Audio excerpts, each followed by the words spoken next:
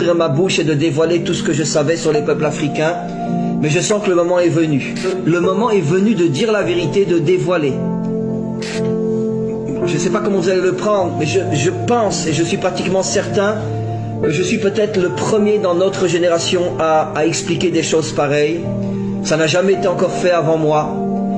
Comment se fait-il que finalement les deux peuples les plus attaqués, les plus poursuivis, les plus humiliés dans pratiquement toute l'histoire, surtout par le monde occidental, sont les Juifs et les Noirs? Pourquoi?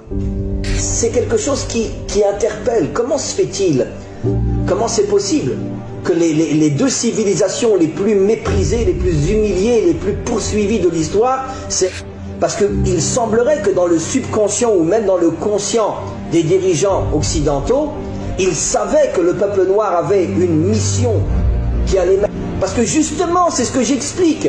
Quand tu veux savoir quelle est la mission d'un homme, regarde le mal qu'on lui fait. Si un homme est transformé en esclave, ça veut dire qu'il a une nature de roi. Et pourquoi on le transforme en esclave? Pour l'éloigner au maximum de sa mission d'être un roi. Plus un être, un peuple, une civilisation, une nation est humilié, et plus c'est la preuve que sa mission est d'être tout en haut. Et nos maîtres affirment. On va aller plus loin. Là, vous vous tenez bien, vous attachez vos ceintures pour pas tomber. Je vais vous expliquer quelque chose d'extraordinaire. En hébreu, le mot noir se dit kushi. Alors bien sûr, vous ne connaissez pas l'hébreu, mais faites-moi confiance. Le mot kushi s'écrit en hébreu Kaf Vav Shin Yud.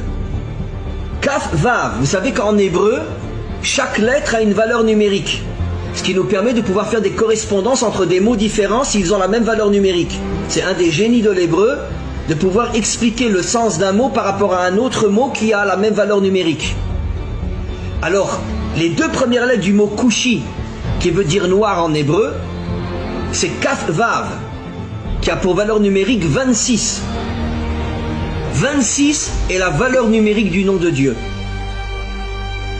Le nom de Dieu tel qu'il ne se prononce pas, parce qu'on attend la délivrance pour le prononcer véritablement, c'est un Yud, un Vav, un Yud, un He, un Vav et un He.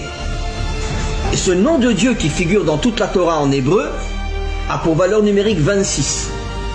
Après vous avez Kou, donc Kaf Vav, le nom de Dieu, le véritable nom de Dieu dans le mot donc qui fait allusion aux Africains, aux Noirs.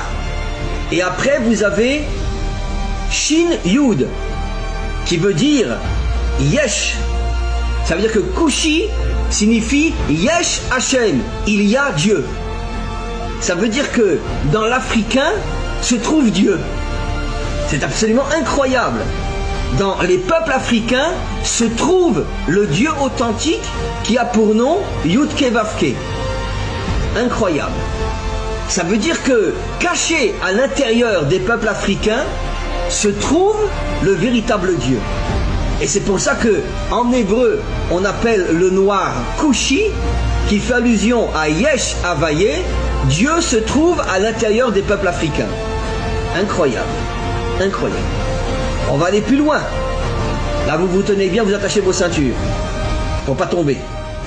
Comme je pense vous le savez tous, aujourd'hui il y a des centaines de milliers d'Africains qu'on appelle venant de la tribu des Danites. D'accord? Vous avez entendu parler de ça bien sûr, la tribu des Danites. Ce sont des centaines de milliers d'Africains qui sont surtout au Congo, au Gabon et en Côte d'Ivoire, il y en a pas mal. Mais au départ, les Danites se sont enfuis du côté est de l'Afrique et ils sont arrivés en Éthiopie, d'où l'origine des Juifs éthiopiens qui sont pour la plupart revenus en Israël ces 30-40 dernières années. C'est important, ça par contre je l'avais déjà expliqué mais je vais vous le redire. Pourquoi? Pourquoi les Noirs? Eh bien parce que nos maîtres nous révèlent depuis des millénaires que la couleur qui correspond au dévoilement de la royauté de Dieu, c'est la couleur noire. Ça veut dire que vous savez que dans nos textes, chaque attribut divin, chaque qualité divine lui correspond une couleur. Par exemple, la bonté, c'est la couleur blanche. La rigueur, la dureté, c'est la couleur rouge. Et la royauté de Dieu, c'est écrit dans nos livres depuis des millénaires, c'est la couleur noire. Alors c'est quelque chose d'absolument incroyable. Ça confirme encore ce que j'ai dit. On va aller plus loin. Quelle a été la première épouse du premier libérateur d'Israël? Celui qui nous a sortis d'Égypte. Quelle a été sa première épouse? Une Africaine. Pourquoi? Pourquoi Moïse? Finalement, c'est absolument incroyable. Et comment se fait-il que le premier libérateur d'Israël, celui qui a créé le peuple juif, n'a jamais épousé une juive d'origine, ou une africaine, ou une fille d'Arabie Saoudite? Et sa première épouse, une africaine. Pourquoi? Mais on est les seuls peuples sur terre qu'on considère comme des moins que rien. Voilà. Parce que dans le subconscient des méchants, ils savent que la délivrance finale passera par Israël et les peuples africains. Et donc ils font tout pour nous affaiblir, de manière à ce que nous n'arrivions pas à réaliser le projet pour lequel Dieu nous a choisis. Et je peux vous assurer, et j'espère que nous vivrons suffisamment longtemps pour le voir,